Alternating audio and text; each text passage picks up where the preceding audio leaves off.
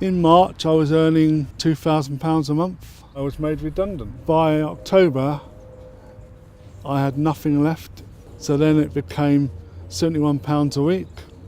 Okay, you can live off that, but when you get reduced from £71 a week to £0 a week, well, that's a whole different ballgame. Your every waking moment is worrying about where your next meal is going to come from. Where's your next meal going to come from? Who knows? Any idea how many people have been sanctioned in the last year? I've heard it's a few thousand. You might be in for a shock. Record numbers of job seekers are having their benefits stopped in this way. Almost 700,000 sanctions were applied from January to October 2012. If the Jobcentre deems you're not trying hard enough to find work, your entire benefit is immediately suspended.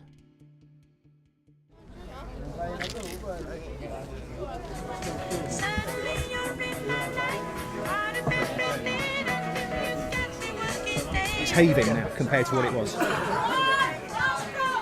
We've seen a real change in the types of need lately. In the last few months we've seen a lot more people being sanctioned by the Jobcentre.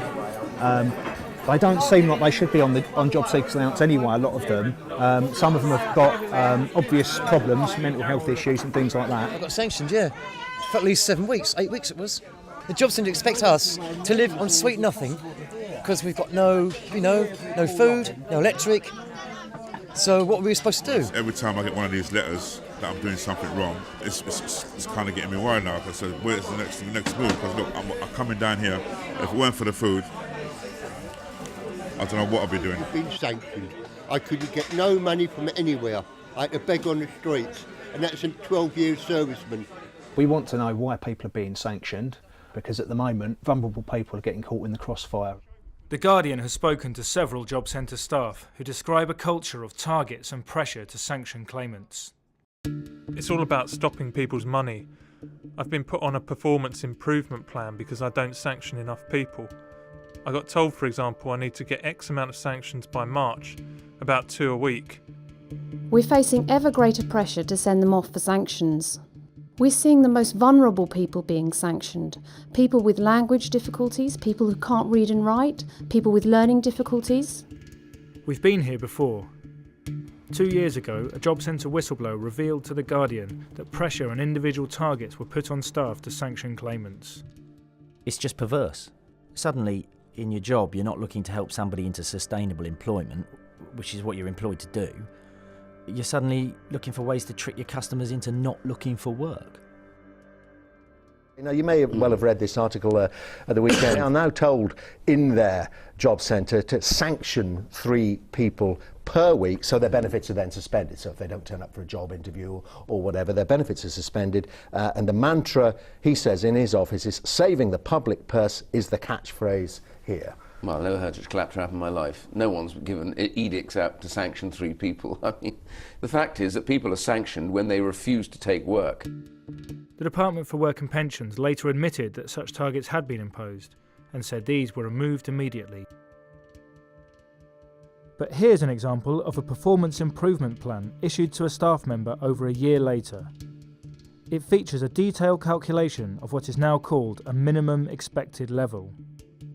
Each full-time Jobcentre advisor should refer 8.6 customers a month for sanctions. I'm really pretty up against it and pretty desperate to get to be working again. When I was made redundant, I thought, well, you know, with my skills and experiences, 20 odd years in social work, it'd be easy to get a job. I was sending 25, 50 CVs out a week to people. On the 15th of November, I was there at 3 o'clock, and within 1 minute she decided I was going to be sanctioned.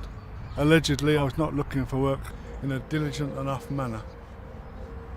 The Friday of the week before, I'd had a 9-hour assessment interview, but she didn't want to listen to that. It's reduced me from poverty to penury. You stop looking for work, you've got to start thinking in survival terms. I have at times gone to the back of supermarkets and looked for stuff in the bins. I'm not proud to say that, but I have.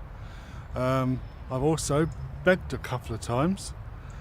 As the time's gone on, I'm feeling more and more depressed, and I'm feeling more and more that I am really on the scrap heap of life.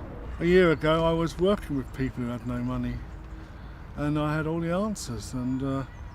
But now that now I'm on the receiving end of it, I find I've got no answers.